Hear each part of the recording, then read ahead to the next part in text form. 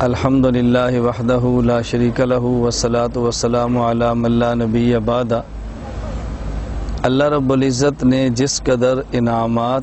انسان پر نازل فرمائے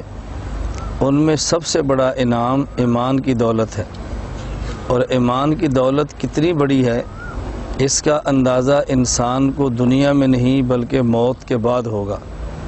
اس لیے کہ دنیا میں دوست، احباب، رشتہ دار، دولت، بہت ساری چیزیں انسان کے پاس ہوتی ہیں جو انسان پر اصل نعمت اور ایمان کی قدر کو کھلنے نہیں دیتی۔ لیکن موت کے بعد جب انسان قبر میں جاتا ہے اس وقت دوست، احباب بھی نہیں ہوتے، رشتہ دار، قبیلہ، تعلق والے بھی نہیں ہوتے، انسان کے پاس دولت اور جائیداد بھی نہیں ہوتی۔ اس وقت اگر انسان کے کوئی چیز کام آ سکتی ہے تو صرف ایمان کی نعمت کام آتی ہے، اور ایمان موجود ہو تو ایمان کے بعد اعمال کام آتے ہیں۔ اگر ایمان موجود نہ ہو تو پھر اعمال کام نہیں آتے، تو ایمان بہت بڑی نعمت ہے۔ اللہ رب العزت نے انسانیت میں ایمان کی نعمت کو عام کرنے کے لیے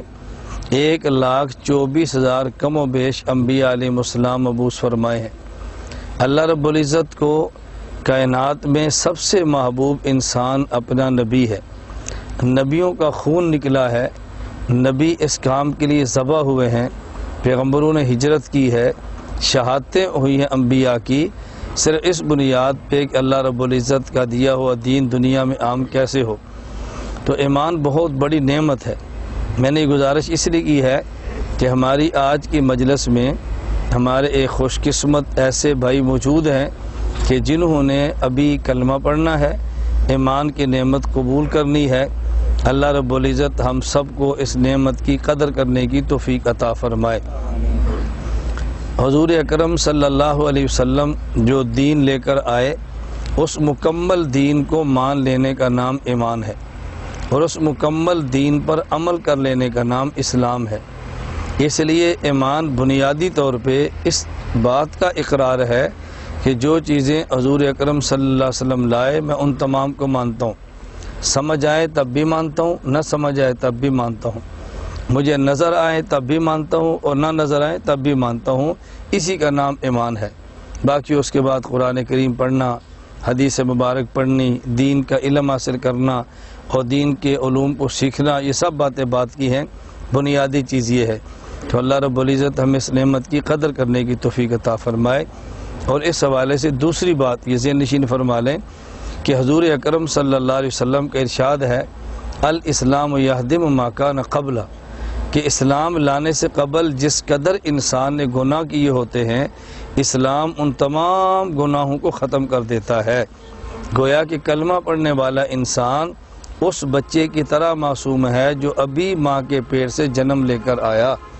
اس لیے آپ اندازہ نہیں فرما سکتے کہ ہمارے اس دوست اور بھائی نے ابھی جو کلمہ پڑھنا ہے، ایمان قبول کرنا ہے، تو کتنی بڑی نعمت ہے کہ پچھلے جتنے گناہ ہیں سارے معاف ہو گئے۔ اللہ رب العزت آئندہ نیک اعمال کرنے کی توفیق عطا فرمائے۔ تو یہ ہمارے دوست کلمہ پڑھیں گے، اور کلمہ پڑھنے کے ساتھ آپ سب بھی کلمہ پڑھیں، جو ایمانیات کے اقرار یہ کریں گے وہ آپ بھی کریں۔ اللہ ہم سب کو ایمان پر ثابت قدم رہنے کی توفیق عطا فرمائے۔ قرآن کریم میں اللہ رب العزت نے فرمایا ہے، یا ایھا الذین آمنوا آمنوا، اے ایمان والو ایمان پر قائم رہو، ایمان والو ایمان پہ ثابت قدم رہو، اور بار بار اپنے ایمان کو تازہ کرنا یہ حضور اکرم صلی اللہ علیہ وسلم کے فرمان کا تقاضا ہے۔ رسول اکرم صلی اللہ علیہ وسلم فرمایا، جددوا ایمانکم، اے صحابہ اپنے ایمان کو تازہ کرتے رہا کرو۔ صحابہ نے پوچھا، کیف نجدد ایماننا یا رسول اللہ، اللہ کے نبی ہم کیسے اپنے ایمان کو تازہ کر سکتے ہیں؟ فرمایا، بکثرت قول لا الہ الا اللہ، بار بار لا الہ الا اللہ پڑھنے سے ایمان انسان کا تازہ ہوتا ہے۔ اللہ ہم سب کو ایمان کی نعمت کی قدر کی توفیق عطا فرمائے۔ اللہ ہم سب کا خاتمہ بالایمان فرمائے، اور جب تک اللہ میں زندہ رکھے اللہ ہمیں اسلام اور نیک اعمال کرنے کی توفیق عطا فرمائے۔ وآخر دعوانا ان الحمدللہ رب العالمین۔ اللہ شاباش، ماشاءاللہ۔ یہ چھوٹی تھی ٹوپی، نہ کرسی لیں، آ جاؤ اتھے بیٹھ۔ بیٹھو شاباش دیکھو پوری ہوندی ہے چلو زبردست آ جاؤ جو میں کہتا ہوں دونوں ہاتھ ملاؤ سارے پڑھو ہیں سارے لا الہ الا اللہ محمد الرسول اللہ لا الہ الا اللہ محمد الرسول اللہ لا الہ الا اللہ محمد الرسول اللہ